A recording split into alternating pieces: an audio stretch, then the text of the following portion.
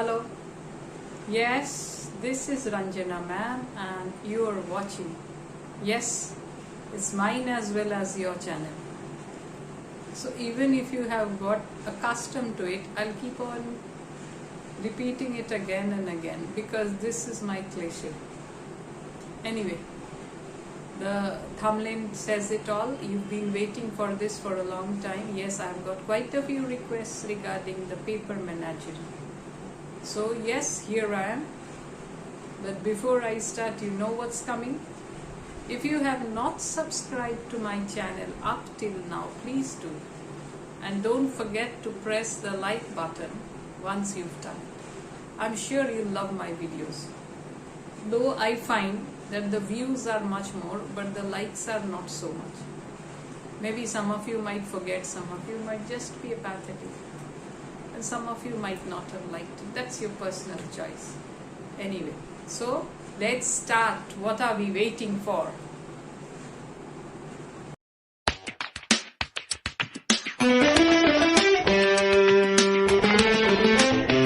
So, yes, the paper menagerie. In this we find different phases in the relationship of a mother and son. In the beginning, it's a normal mother and son relationship where the son is very fond of his mother, and then comes a stage when he goes against his mother. He doesn't like the idea of his background. He is torn between two cultures, his mother's Chinese and his father's American. And the way he is being bullied in school makes him resent his mother and her culture and her traditions and culture. So much so that he hates everything. His mother's not knowing English, his mother's Chinese dishes. So this is quite sad. At times we feel angry with the boy. But we should, if we place ourselves in his situation, we find he is not wrong. And this resentment towards his mother makes him very self-centered. But finally, when after the death of his mother, some years later, he comes across the letter that the mother has written to him before her death, then he realizes her situation and the pain within him, the freedom from those negativity. And now it is a different person. He regrets, he feels remorseful. So a little bit about the author, Ken Liu. I always tell you to read the box. You get some material for your answers. So Ken Liu is famous as a writer of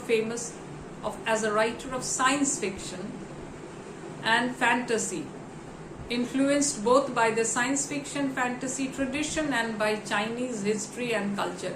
So to some extent, I wouldn't say exactly, but to some extent this is autobiographical. His short story, The Paper Menagerie, is both a work of fantasy and a portrait of the Chinese immigrant's mother's relationship to her American son. The story revolves around the themes of racism and identity, familial love and estrangement, and art and commercialism. So many different themes. A first-person narrative. The story explores the themes and relationships which will resonate in the mind of the reader as he reads about the young narrator's first one, close relationship with his mother during his childhood. So that time, till he shifts to the new neighborhood, his relationship with his mother is quite good. And later it becomes an embarrassment, changing to embarrassment and impatience as she cannot speak correct English. The people in the neighborhood, they make fun of him. The students in the school, they make fun of him because of his Chinese background, because of his looks. And his mother cannot speak English. The helplessness of the mother who tries to keep on reaching out to her son touches our hearts. Yeah, we feel so sorry for the mother. The way she tries to explain to her son her situation and how she feels. Only after she dies does the narrator re-evaluate his attitude to his mother. So yes, better late than never. The realization comes very late. In the meantime, we feel angry with him for treating his mother, but if we put ourselves in his shoes, then I think he is not really overreacting. He's not overreacting. He's doing what we would have done also in his place. So the paper menagerie, now we come to the text. But I'll tell you one thing, when we read the text, the Chinese lines, I wouldn't speak them in Chinese because Chinese is a very difficult language and the pronunciations are equally difficult. They don't match, go with the spellings. So I'll just go for the English one. One of my earliest memories starts with me sobbing. The narrator, the son, so he was crying. I refused to be soothed no matter what mom and dad tried. So it is very natural when the son cries. So the mother and the father, they are at their wits' end. They try to make, in order to make him stop crying, they try whatever they could do. They try their best.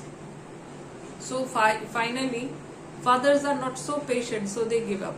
Dad gave up and left the bedroom because he found he was unable to soothe the child, to stop him from sobbing, so he leaves. But the mothers don't give up so easily. Mom took me into the kitchen and sat me down at the breakfast table. Can, that means look, she said as she pulled a sheet of wrapping paper from on top of the fridge. For years, Mom carefully sliced open the wrappings around Christmas gifts and saved them on top of the fridge in a thick stack. So many of us do it. What do? If we get those wrapping papers, very colorful ones, so we stack them somewhere. And later we can use them for something. So she also does it. The gift wraps. She set the paper down, plain side facing up, and began to fold it. I stopped crying and watched her curious. What is mom doing? So, in this way, she makes the child stop crying and she gains his attention. She turned the paper over and folded it again. She pleated, packed, tucked, rolled and twisted until the paper disappeared between her cupped hands. Then she lifted the folded paper packet to her mouth and blew into it like a balloon. And what does it become? Can, she said. Lahu, look, a tiger. So she has made a paper tiger for her son. She put her hands down on the table and let go. A little paper tiger stood on the table, the size of 2 fists placed together. So you place 2 fists together, the size of the paper tiger is that big. The skin of the tiger was the pattern on the wrapping paper. So the pattern on the wrapping paper is the skin and the plain side has gone inside. White background with red candy canes and green Christmas trees. So what a colorful tiger. I reached out to mom's creation. Its tail twitched. Reached out to mom's creation. What was her creation? The paper tiger. Its tail twitched and it pounced playfully at my finger. Jumped. Pounced. Roar, sa, it growled.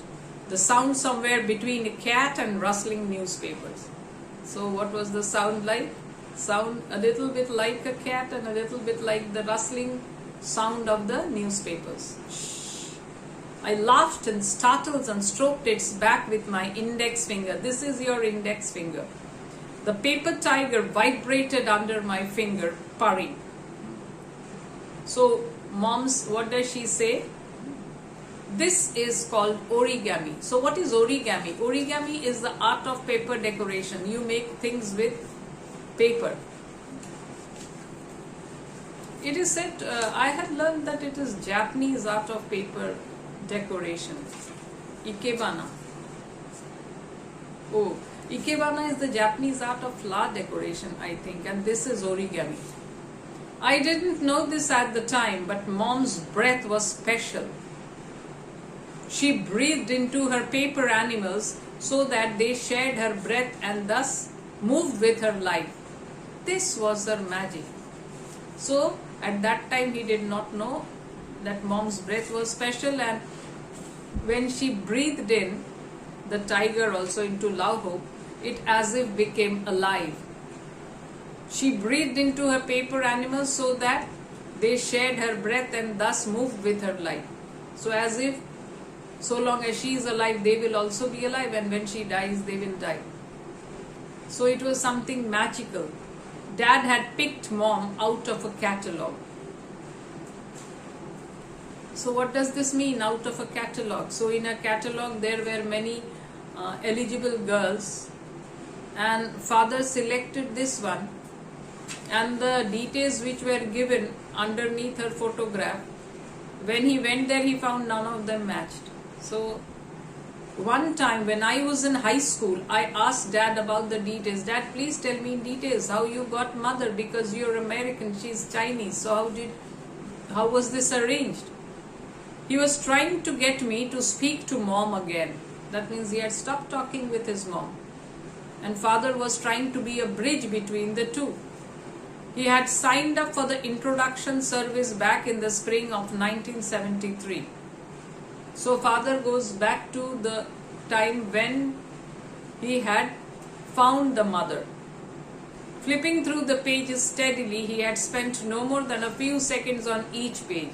So he had got the catalogue, and he kept flipping through the pages to find someone suitable as his life partner.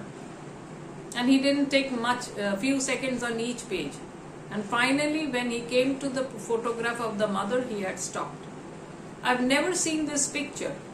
So the narrator had never seen it, but his father described it. Mom was sitting in a chair, her side to the camera, wearing a tight green silk cheongsam. So that is the dress, Chinese dress.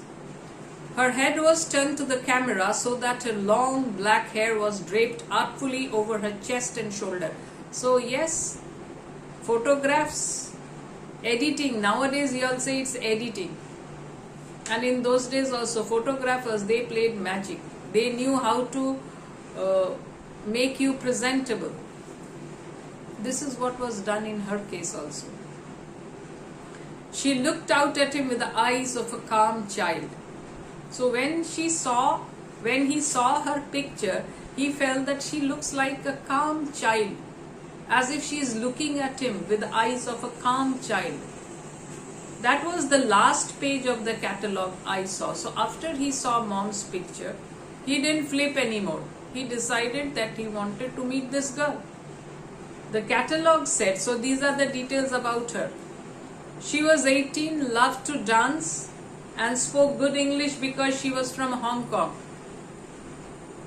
Are the details authentic? Let's check it. None of these facts turned out to be true. All that was said here, none of them were true. He wrote to her, and the company passed their messages back and forth. So when he writes to her, she doesn't know English. So the company explains what he has written, then she writes in Chinese, and then the company plays the interpreter. Finally, he flew to Hong Kong to meet her. So he goes to Hong Kong to meet her, and what a surprise awaits him. The people at the company had been writing her responses. She didn't know any English other than hello and goodbye, 2 words. One is hello, another is goodbye. When she meets someone, hello and goodbye before parting. So these were the 2 English words. What kind of woman puts herself into a catalogue so that she can be bought? The high school me thought I knew so much about everything. Contempt felt good like wine. So the narrator felt resentment about his mother. What kind of girl was mother that she had put herself in a catalogue to be bought? My father literally bought this woman. That time he was in high school and he thought he knew everything. Instead of storming into the office to demand his money back, he paid a waitress at the hotel restaurant to translate for them. So he should have got angry that y'all have cheated me. Y'all have the details which y'all had written, all of them are false. She is neither 18, she is neither, she doesn't know what other points. She doesn't love to dance, she doesn't know English. You have cheated me. He should have stormed into the office and said give my money back, but he did nothing. Rather, he arranged for a waitress to become the mediator or the interpreter. She would look at me, her eyes halfway between scared and hopeful while I spoke. So when the father had gone to meet the mother at a hotel, arrangements made. So she was not completely hopeless, she was not completely without hope. She felt this man might accept him, and half scared because she learned that they had given him the wrong details. And when the girl began translating what I said, she started to smile slowly. So when she gets to hear about from this American through the interpreter, she finally opens up, she smiles. He flew back to Connecticut and began to apply for the papers for her to come to him. That means he approves of her, in spite of her not knowing any English, in spite of her maybe not being 18 and not knowing to dance and all these. But maybe he sees in her something genuine. And he agrees to take her to America and marry her. So he goes for the papers. I was born a year later in the year of the tiger. So after they get married, 1 year later, the son was born. So this happened later. He comes to know of it. The child's contempt for the mother develops later. But when the story opens, he's quite fond of her. Because mom, she can do such magical things. She has made a tiger, paper tiger for him. And she has breathed life into it. At my request, mom also made a goat, a deer and a water buffalo out of wrapping paper. So she was a genius in origami. They would run around the living room while Lau Hu chased them, growling. So Lau is the tiger, so naturally he chases them and growls after them. And the goat and the deer and the water buffalo, they are running to save their lives. When he caught them, he would press down until the air went out of them and they became just flat. So he would press those paper animals down, his prey, and then the air would come out and they would lie flat on the ground. I would then have to blow into them to reinflate them so that they could run around some more. So he would blow into them like you blow a balloon, and then they would again become alive and chase around the room. Sometimes the animals got into trouble. How did they get into trouble? Once the water buffalo jumped into a dish of soya sauce on the table at dinner. So what happened to the water buffalo? He wanted to wallow like a real water buffalo. I picked him up quickly, but the capillary action had already pulled the dark liquid up into his legs. So he got stuck on account of the soya sauce. His legs got stuck to the soya sauce. The sauce softened legs wouldn't hold him up, so the legs became soft and he was unable to stand, collapsed on the table.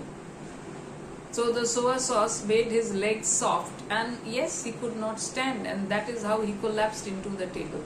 I dried him out in the sun, but his legs became crooked after that. But he was not again the same water buffalo, because his legs became crooked. And he ran around with a limp, he couldn't walk properly. So, injuries to the water buffalo. Mom eventually wrapped his legs in saran wrap so that he could wallow to his heart's content. Just not in soya sauce. So not in soya sauce, but wallow in something else. So legs in saran wrap.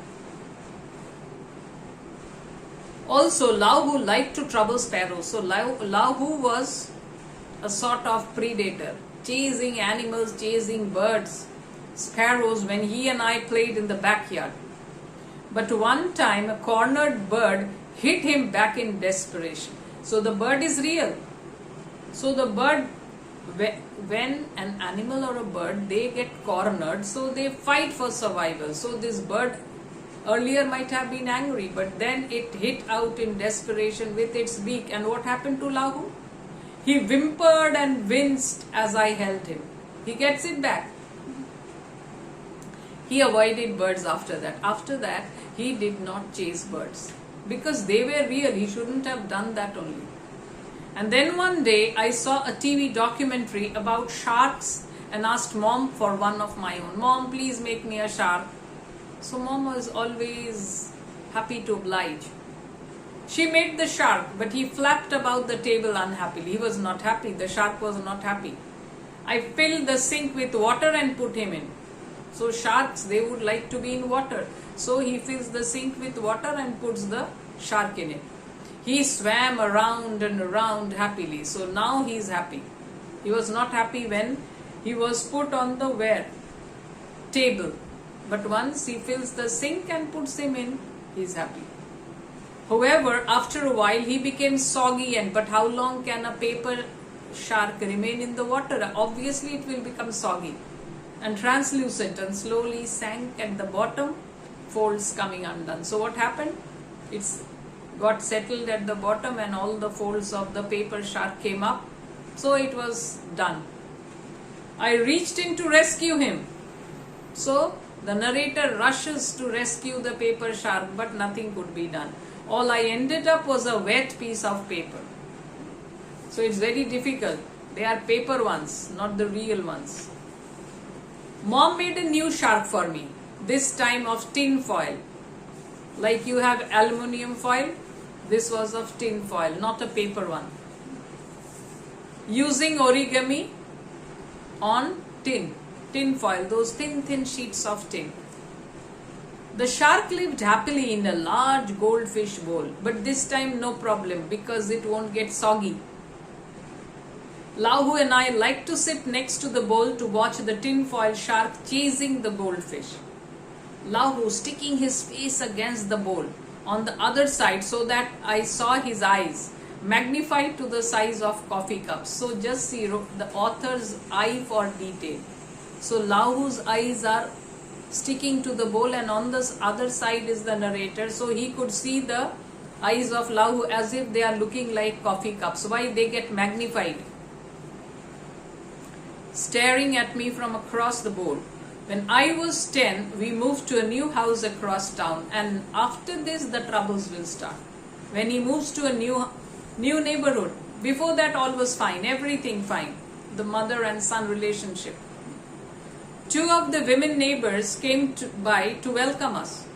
This happens when someone new comes now, the old people, they go to the house and visit, and then they come up with all sorts of stories about other neighbors. They fill your minds with the news of the neighborhood, and then they go and take your news and spread in the neighborhood. This is very common practice everywhere. So here also no exception. Dad served them drinks and then apologized for having to run off to utility company to straighten out the prior owner's bills. So after that he has to go to the utility company. Why? To see the prior owner's bills, all that, see them settled. He wants to settle everything. Make yourselves at home. My wife doesn't speak much English, so don't think she's being rude for not talking to you. Father is clever. He knows that my wife can't manage with her English. So he tells the neighbors she doesn't know much English. So if she doesn't speak, don't have this wrong opinion about her that she's rude. While I read in the dining room, Mom unpacked in the kitchen. The neighbors conversed in the living room. So why are they there? The mother is unpacking. So they should have left. But no, they are in the living room, not trying to be particularly quiet. That means whatever they are saying is audible for the narrator. Mom, no problem. She doesn't know English. But the narrator knows English. He is studying English in school. He seems like a normal enough man. Why did he do that? They are talking about the father. He seems to be a normal man, so why did he do that? Means why did he marry the Chinese woman? He seems like a normal young man. Why did he do that? Just see, the man has been so hospitable towards them, and they are discussing about him in his very house. Something about the mixing never seems right. The child looks unfinished. Slanty eyes, white face, a little monster. Just see, they are criticizing the child while he is in the next room thinking he doesn't know English. What contempt! Do you think he can speak English? Regarding the child, regarding the narrator. The woman hushed. After a while, they came into the dining room. So now they come and talk to the narrator. Hello, what's your name? Jack, I said. That doesn't sound very Chinesey. Mom came into the dining room. She smiled at the women. The three of them stood in a triangle around me. So triangle around me. 1, 2, 3. Three of them. Smiling and nodding at each other with nothing to say until Dad came back. Why? Because the mother doesn't know English and they don't know Chinese. So it's something mute. They are just smiling at each other. Finally, father comes and saves the situation. After this, what happens? Mark, one of the neighborhood boys, came over with his Star Wars action figures. How many of you have had them in your childhood? Obi-Wan Kenobi's lightsaber lit up and he could swing his arms and say in a tinny voice, "Use the Force." I didn't think the figure looked much like the real Obi-Wan at all. So some Star Wars toys he brought. Among them was one character, Obi-Wan. But according to the narrator, this toy hardly looks like Obi-Wan. Mark was disappointed by my response. He had expected that this narrator should be a bit overwhelmed. He should be a bit surprised, amazed, looking at it with wonder. But when he didn't get these responses, what did he say? Show me your toys. Oh, you are not reacting. Then let me see your toys. I didn't have any toys except my paper menagerie. I brought Lahu out from my bedroom. By then he was very worn, patched all over with tape and glue. Evidence of the years of repairs Mom and I had done on him. So Lahu, quite a few years old now. So whenever there was any damage, they tried to seal it up, patch it up with tape and glue. Sometimes Mom did it, patchwork, sometimes the son did it. He was no longer as nimble and sure-footed as before. In the beginning, remember, he was so nimble that he would chase the paper animals, the goat, the deer, the water buffalo, and what lesson it had learnt by trying to trouble the sparrows. I sat him down on the coffee table. I could hear the skittering steps of the other animals behind in the hallway, timidly peeking into the living room. So the other animals in the drawing room, or other animals along with Lahu was brought, but not the other animals. So the other animals also would be wanting to come out. So they were peeking into the living room. Xiao Lahu, I said, and stopped. Why? He feels, no, I should not give command in Chinese. These are English people, Americans. So I should talk in English. So naturally he shifted to English. This is Tiger. Cautiously, Lahu strode up and purred at Mark, sniffing his hands. So Lahu gets into action. Mark examined the Christmas wrap pattern of Lahu's skin. That doesn't look like a tiger at all. Your mom makes toys for you from trash. See the contempt. It hardly looks like a tiger. Your mom has used those Christmas wrappings, those trash paper, and has made a toy for you. That means you are not able to buy a toy. You cannot afford a toy. So your mom makes toys from the trash. I never thought of Lahu as trash, but looking at him now, he was really just a piece of wrapping paper, but now he sees Lahu in a different light. When Mark tells him all this, but before that he had thought of Lahu as a paper tiger only. But now he sees Lahu in a different light, the light in which Mark shows him. Mark pushed Obi-Wan's head again. The lightsaber flashed. He moved his arms up and down. Use the force. So every few moments, use the force. So what does Lahu do? It's an insult Lahu feels. So what does Lahu do? Lahu turned and pounced, knocking the plastic figure off the table. So he knocks the plastic figure out of the table. It hit the floor and broke, and Obi-Wan's head rolled under the couch. And who does this mischief? Lahu. Oh, Lahu laughed. I joined him. So even the narrator Jack feels amused. See, you were trying to say Lahu is a paper tiger and trying to boast.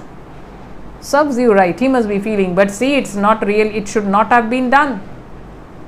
Mark punched me hard. This was very expensive. You can't even find it in the stores now.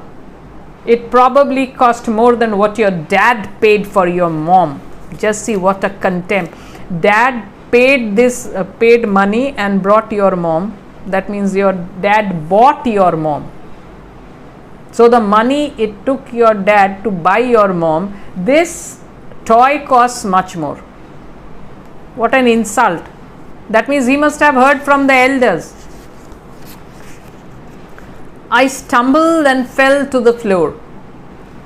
So Jack has been punched by Mark, so he stumbles and falls to the floor. And now what happens?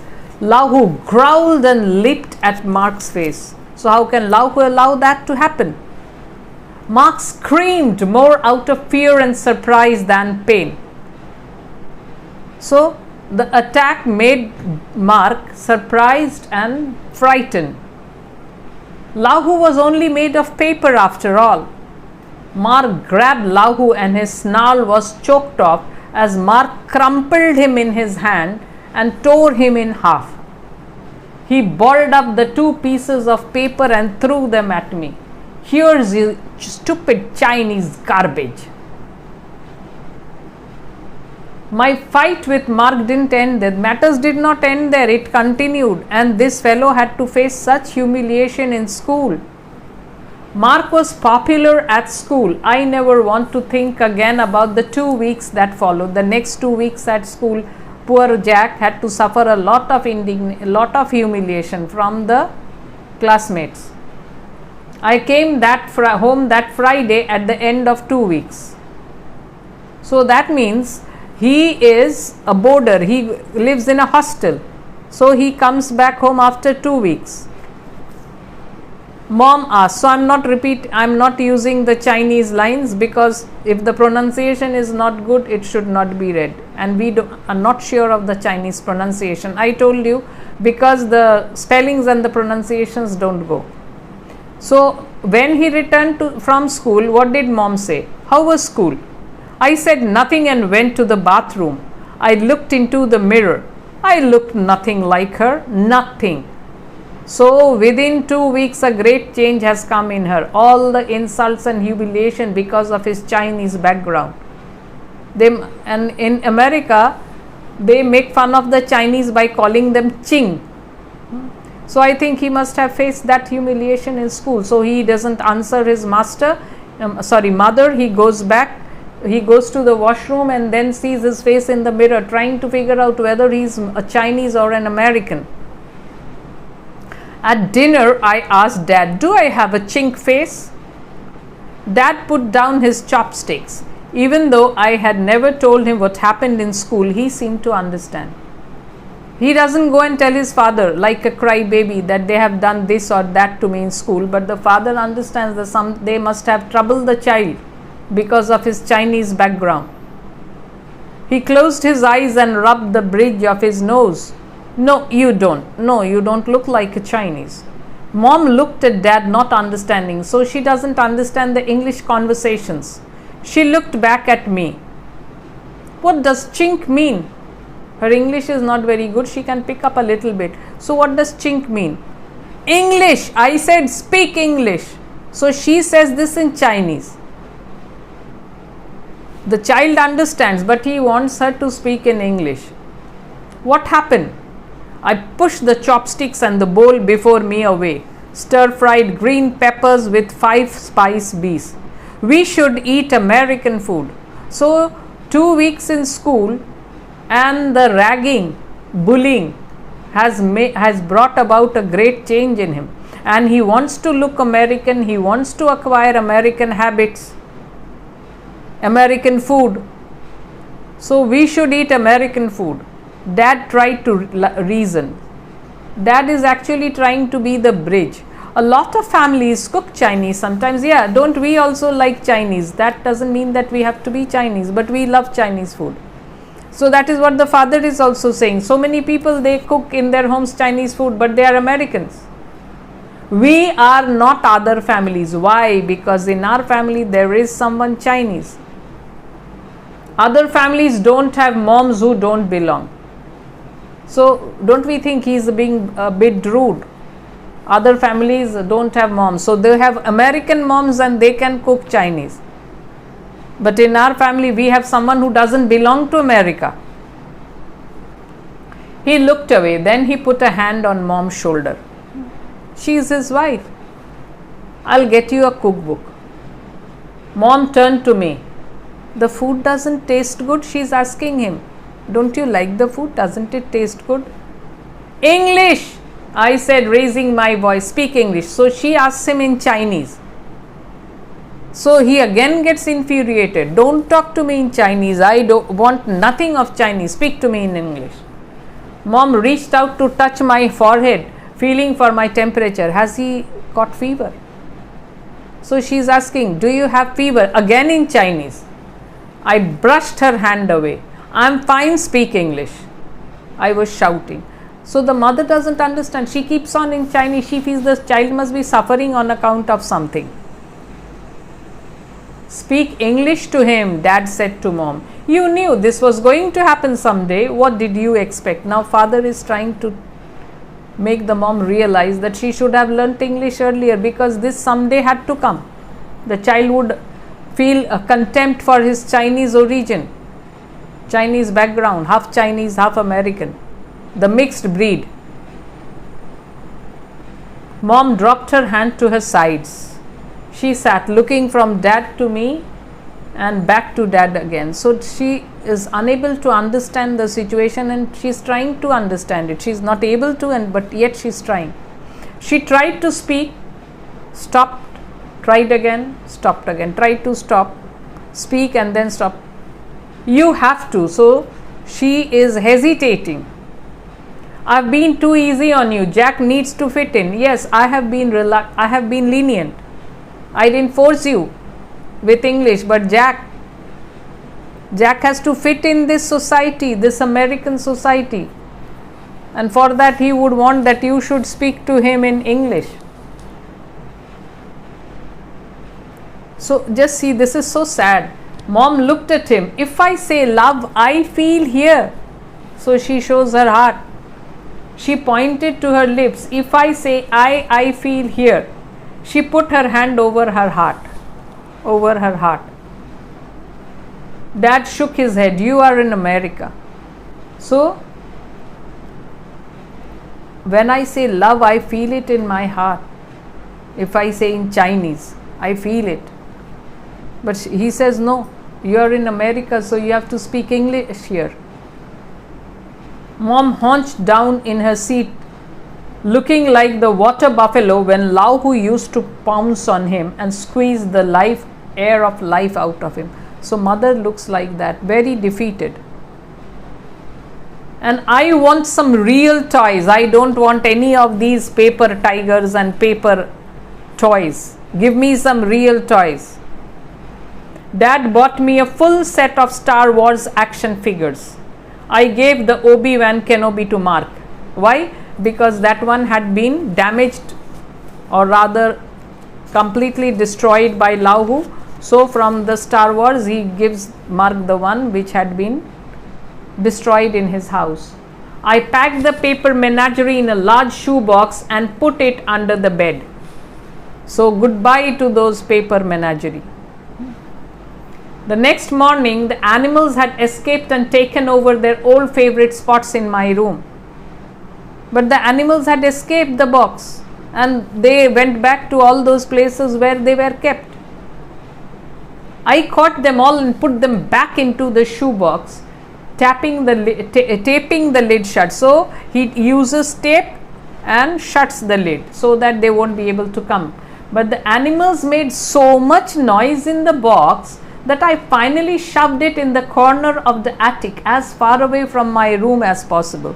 The attic is the room on the topmost part of your house, the staircase, and then comes the attic. So he goes and puts that shoebox there. If mom spoke to me in Chinese, I refuse to answer her. Let you speak in English, I'll answer. If you speak in Chinese, I'm not going to answer you. After a while, she tried to use more English, but her accent and broken sentences embarrassed me. So she's at home, so why should you be embarrassed? When she goes out and speaks, you can be embarrassed. I tried to correct her. Eventually, she stopped talking altogether if I was around. So when Jack was around, she wouldn't speak because her English was faulty and it embarrassed Jack, so she stopped talking. Mom began to mime things if she needed to let me know something. Yeah, with gestures. Like dumb people, na? They make gestures. So she would also make gestures to Jack if she wanted to ask him anything.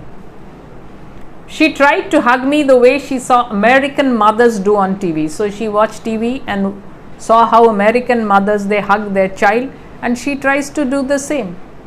I thought her movements exaggerated, uncertain, ridiculous, graceless. So what is Jack's opinion about her hugs? Yeah, so when you try to imitate something, it's not really, it doesn't come from the heart. Same for her. In a Chinese way, if she were allowed to hug, she would have done it from her heart. So how does he feel about it? Exaggerated, uncertain, ridiculous and graceless. She saw that I was annoyed and stopped. So she stops hugging him also. You shouldn't treat your mother that way, Dad said. Dad feels bad. But he couldn't look me in the eyes as he said it because he realizes that Jack is not to be blamed. He faces much more. What the mother is facing at home, he faces much more in school, in his neighborhood. So Dad could not look him in the eyes. You cannot blame Jack. Deep in his heart, he must have realized that it was a mistake to have tried to take a Chinese peasant girl and expect her to fit in the suburbs of Connecticut. Yeah, so in his heart also he realizes it is a mistake. I shouldn't have taken a Chinese peasant girl and tried to fit in somewhere else. It will be really difficult for her. Mom learned to cook American style. I played video games and studied French. So this is how the changes are coming. Every once in a while, I would see her in the kitchen table studying the plain sheet of a wrapping paper. Later, a new paper animal would appear on my nightstand. So she continued with the paper animals and tried to cuddle up to me. So those paper animals would come to his nightstand and cuddle up to him, coming close to him. I caught them, squeezed them until the air went out of them and stuffed them away in the box in the attic. That is how he's showing his contempt for these paper animals. Mom finally stopped making the animals when I was in high school. So mom had carried it till he was in high school, and finally she realizes it's useless, so she stops. By then her English was much better, but I was already at that age when I wasn't interested in what she had to say, whatever language she used. But by that time she had learned to speak in English better. He had gone far away from her. There comes an age when children, their world becomes different. They rather they rather have a friend circle of their own, and parents don't really matter much in American society. Dad and I stood one on each side of mom, lying in the hospital bed. She was not yet even 40, but she looked much older. Why? She is very seriously ill. For years she had refused to go to the doctor for the pain inside her, and she said it was no big deal. That's not a big deal. So she had pain, but she wouldn't go to the doctor. By the time an ambulance finally carried her in, the cancer had spread far beyond the limits of surgery. So when she finally was taken to the doctor forcefully, the ambulance came and took her. By that time the cancer had spread in such a way that no surgery could be done. My mind was not in the room. It was in the middle of the on-campus recruiting season. He is in the university. Recruiting is going on. Campus recruit. And his mind is there. His mother is here, but I told you the bond is not there anymore. And I was focused on resumes, transcripts, and strategically constructed interview schedules.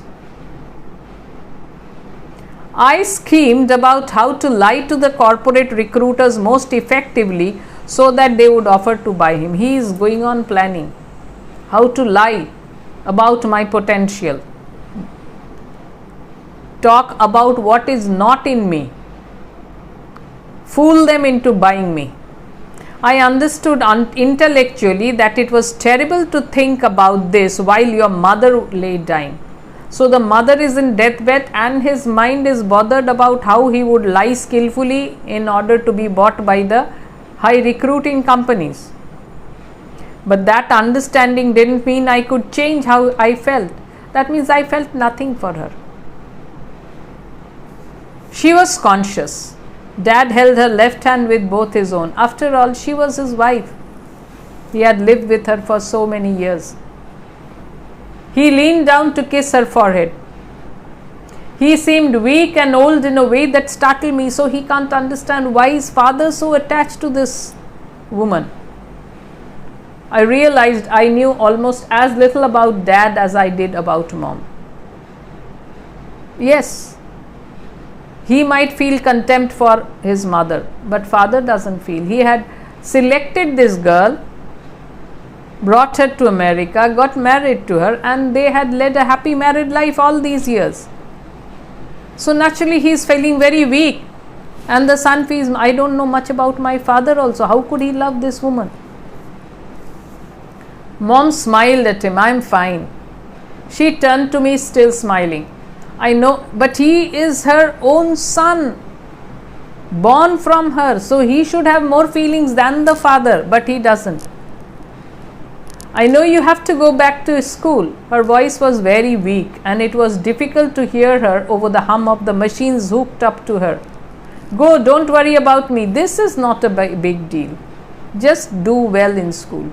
Mother understands. It's no use trying to stop him here. Let him go where he wants to.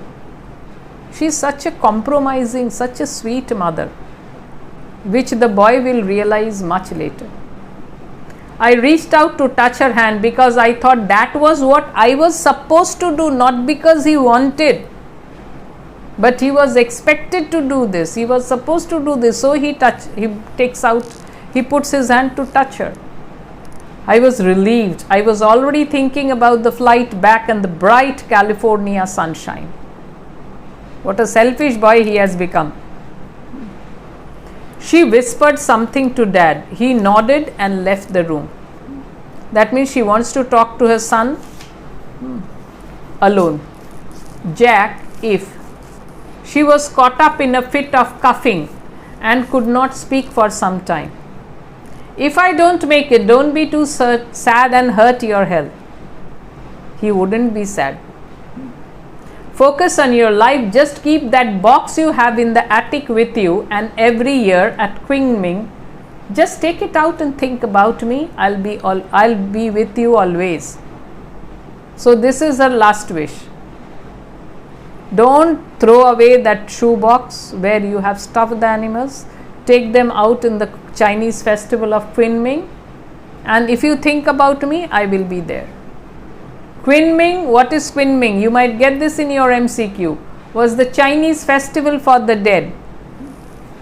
When I was very young, Mom used to write a letter on Qingming to her dead parents back in China.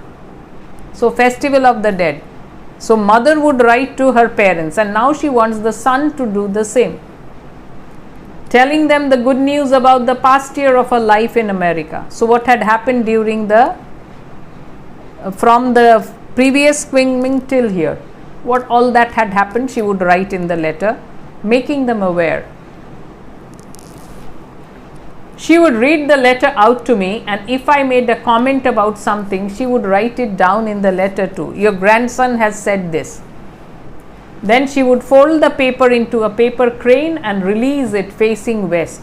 So a paper crane, and then release it in the western side. We would then watch as the crane flapped its crisp wings. So these are paper cranes. In its long journey west towards Pacific, towards China, towards the graves of Mom's families.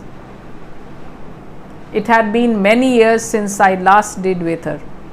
So after shifting to the neighborhood, new neighborhood, and realizing his origin and his being a misfit, he stopped it. So many years. I don't know anything about the Chinese calendar, I said. Just rest, Mom. Just keep the box with you and open it once in a while. Just open. She began to cough again. It's okay, Mom. Okay. I stroked her arm awkwardly. So then she talks in Chinese again. She tried to say something. Her cough took over again. Son, Mom loves you. This is what she said. An image from years ago flashed into my memory. Mom saying A and putting her hand over her heart. So how she had said, when I say A means love, I mean here. So when she speaks in Chinese, the real feeling pours out. All right, Mom, stop talking. That came back, and I said I needed to get to the airport early because I didn't want to miss the flight. She died when my plane was somewhere over Nevada. So he doesn't reach his destination also. By that time he reaches his destination, she is already dead. Dad aged rapidly after Mom died. So he loses the life partner. And he also ages much faster. The house was too big for him and had to be sold. My girlfriend Susan and I went to help him pack and clean the place. Actually, he did not want to live with the sad memories of his wife, because he would be missing her. Each and everything would remind him of her. So he didn't want to live. He said this is too big a house, but rather he wanted to escape from all these sad memories. Susan found the shoe box in the attic. The paper menagerie, hidden in the non-insulated darkness of the attic for so long, had become brittle, means easily, which can be easily broken. And the bright wrapping paper patterns had faded, had become very light. The color had faded. I've never seen origami like this, Susan said. Your mom was an amazing artist. So there are people who value. For him, there was only contempt after he went to school and he was ridiculed by his classmates with Mark as the leader. But before that, he was proud of his mom's skills. But his girlfriend, she is amazed. The paper animals did not move. Perhaps whatever magic had animated them stopped when mom died. So the paper menagerie, they become lifeless. Or perhaps I had only imagined that these paper constructions were once alive. So if he's, or was it just my imagination which made me think that they are alive? The memory of children could not be trusted. You cannot trust the memory of a child. Maybe I had just imagined they were not really moving. I had thought that they moved. But then how did Mark's, what was it, that toy, how did it break when Lau Hu pounced on it? It was the first weekend in April, 2 years after mom's death. Susan was out on town on one of her endless trips as a management consultant, and I was home, lazily flipping through the TV channels. So he was just browsing through the TV channels when something attracted his attention. What was it? I paused at a documentary about sharks, so it reminds him of the shark episode, remember? Suddenly I saw in my mind my mom's hands as they folded and refolded tin foil to make a shark for me. The first shark was of paper, but then it had become, remember, it was sad when it was placed on the table, and then when he filled the sink and put the shark in, it was happy, but then it became soggy. So then she made a tin foil shark. While Lau Hu and I watched a rustle, I looked up and saw that a ball of wrapping paper and torn tape was on the floor next to the bookshelf. I walked over to pick it up for the trash. So he walks to pick it up and put it in the trash bin. What is it really? The ball of paper shifted, unfurled itself, and saw it was Lau Hu, who I hadn't thought about in a very long time. So he had forgotten Lau Hu for a long time, and suddenly he sees Lau Hu. Mom must have put him back together after I had given up. So after he had stopped playing with it, and she had again repaired it and put it there. He was smaller than I remembered, or maybe it was just that back then my fists were smaller. This is right. When you are small, you think that something is big, but when you grow up, you think, no, it's not really that big. No, the thing is that those things don't change, but you change. First your fist must be like this, and later it becomes like this. So when your fist was small, you thought the thing to be big, and now that your fist has become big, the things appear small. Susan had put the paper animals around her apartment as decorations. So she valued his mom's artwork. She probably left Lau Hu in a hidden corner because he looked so shabby. So only Lau Hu was kept in a hidden corner, but all the others were nicely decorated all over the room. I sat down on the floor and reached out a finger. Lau Hu's tail twitched and he pounced playfully. So it has come back to life. I laughed, stroking his back. Lau Hu purred under my hand. How have you been, old buddy? Lau Hu stopped playing. He got up, jumped with feline grace into my lap, and proceeded to unfold himself. So he now starts to open himself. In my lap was a square of creased wrapping paper. So Lau Hu unfolded himself, and what does he see inside? The plain side up, it was filled with dense Chinese characters, something written on it. I'd never learned to read Chinese, but I knew the characters for sun, and they were at the top, and where you would expect them in a letter addressed to you, written in mom's awkward childish handwriting. So this is a letter to the sun. She has addressed Jack as son and written this letter. I went to the computer to check the internet. Oh my God, today is Qing Ming. Remember what she had told him. And he had forgotten it. But 2 years later, it's just a coincidence that such a thing happens. I took the letter with me downtown, where I knew the Chinese tour buses stopped. I stopped every tourist asking, "Can you read Chinese?"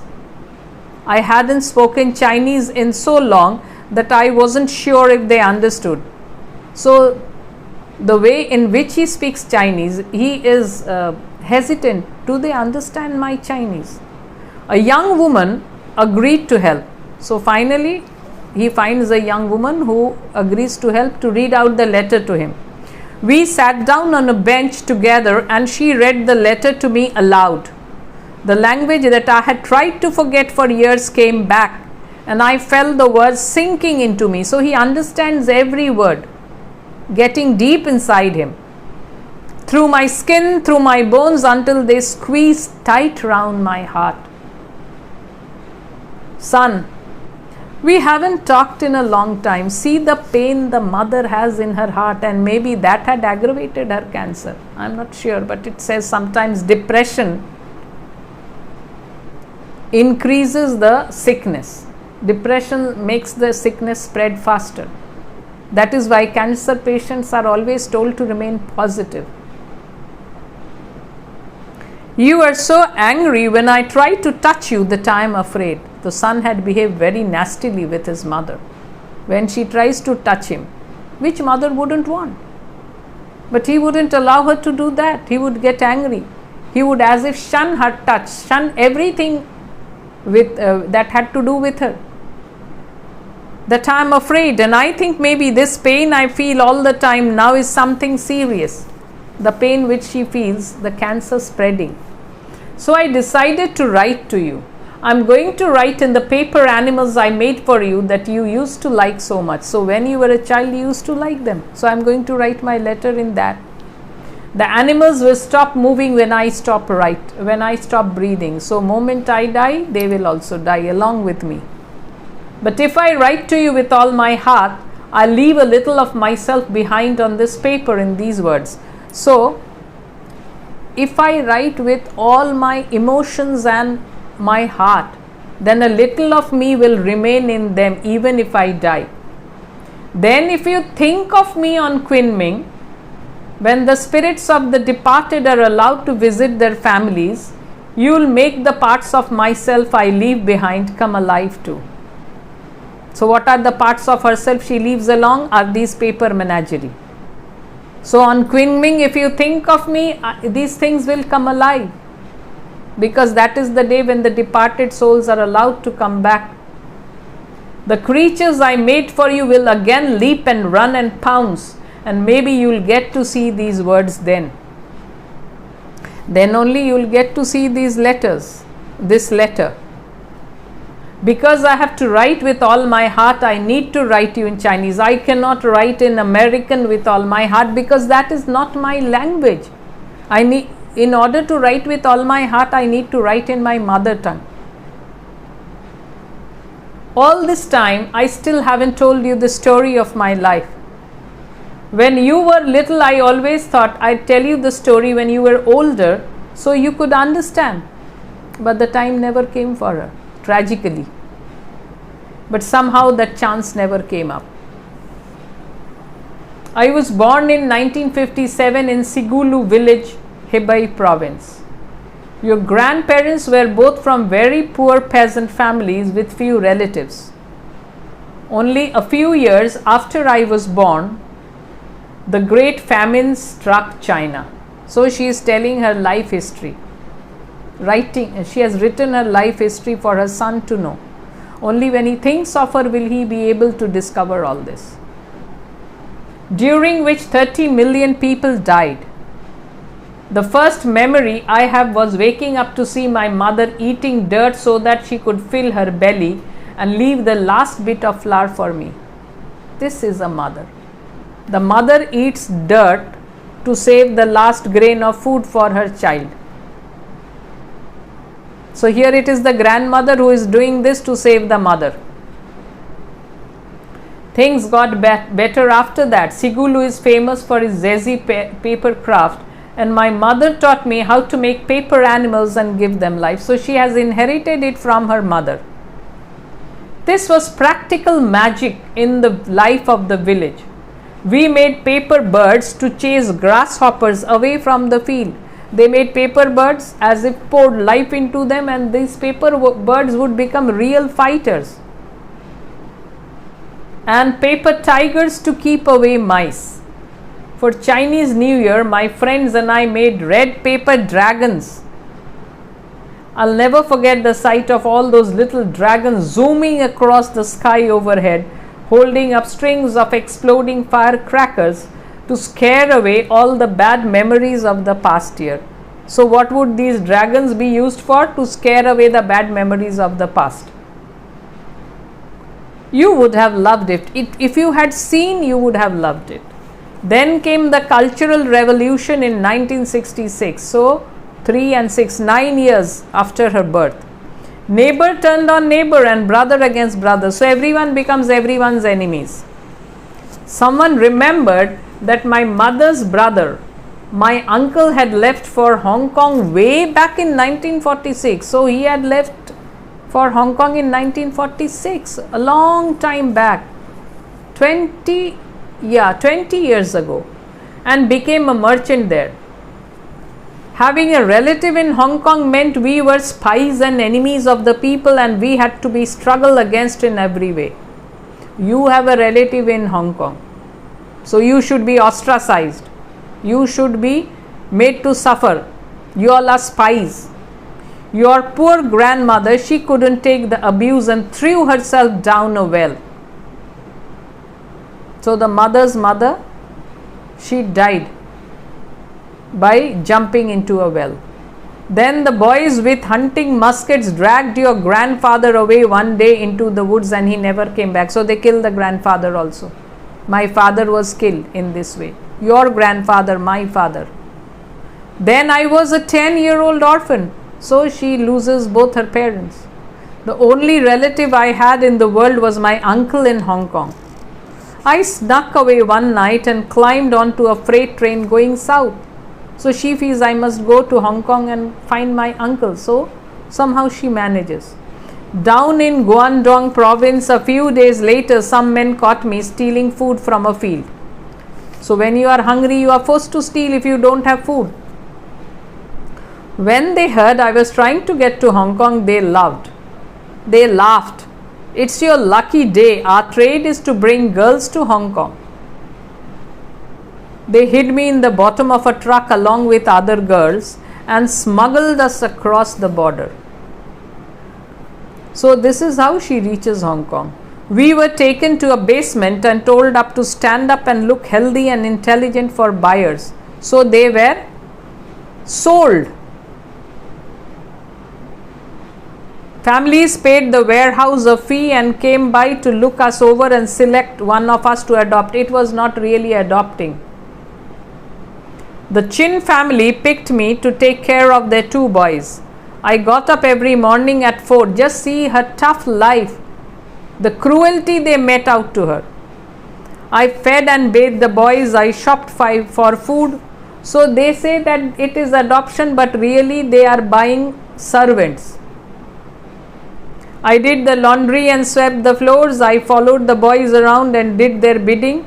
At night, I was locked into a cupboard in the kitchen to sleep so that she didn't run away. If I was slow or if anything went wrong, I was beaten. If the boys did anything wrong, I was beaten. If I was caught trying to learn English, I was beaten. So for no particular offense only, she was always beaten for no offense. Why do you want to learn English? Mr. Chin asked. You want to go to the police? We'll tell the police you are a mainlander illegally in Hong Kong. You are an illegal immigrant in Hong Kong. They'd love to have you in their prison. 6 years. So 6 years she lived in hell from 10 to 16.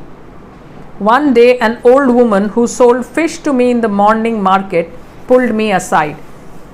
She told me about American men who wanted Asian wives. So now you know that her age was given as 18, but maybe she was 16 then. If I can cook, clean and take care of my American husband, he'll give me a good life. So this is much better than the life she is leading here in the Chin family. It was the only hope I had. And that was how I got into the catalogue with all those lies and met your father. All those lies. She is 18, she loves to dance, she knows English, and her picture was put up. It is not a very romantic story, but it is my story. In the suburbs of Connecticut, I was lonely. Yeah, because she did not have any Chinese neighbor. And yet, her husband, the best thing in her life was her husband. He had treated her well. He had never ill-treated her. He was kind, sympathetic, kind and gentle with me, and I was very grateful to him. But no one understood me. I understood nothing. But he was unable to understand the pain and the misery she had suffered, and her identity was in crisis. And when the son was born, she thought he would understand me. But then you were born. I was so happy when I looked into your face and saw shades of my mother, my father, and myself. Yes, he is Chinese, half Chinese. I'd lost my entire family, all of Sigulu, everything I ever knew and loved. We want to cling to our roots. And in her son, she saw that he doesn't look American. He looks a Chinese. But there you were, your face was proof that they were real. I hadn't made them up. Now I had someone to talk to. So some years of her childhood was good, of the boy's childhood with the mother, and she was happy. I would teach you my language, because here she found no one to whom she could talk. No one understood her language. Even her husband did not know Chinese. And we could together remake a small piece of everything that I love and lost. So she had loved all that was Chinese and she had lost it. With her son, she had hoped to make it up. When you said your first words to me in Chinese that had the same accent as my mother and me, I cried for hours. She had become very emotional when Jack had spoken his first Chinese words. When I made the first Zazie animals for you and you laughed. I felt there was no worries in the world. So life had been happy for her for some years. You grew up a little and now you could even help your father and me to talk to each other. He had become the interpreter. He knew English, he knew Chinese. So from father to mother and from mother to father. I was really at home now. I finally found a good life. I wished my parents could be here so that I could cook for them and give them a good life too. But my parents were no longer around. Remember the parent? One of them jumps into the well and the other was murdered.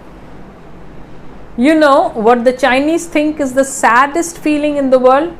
It's for a child to finally grow the desire to take care of his parents, only to realize that they were long gone.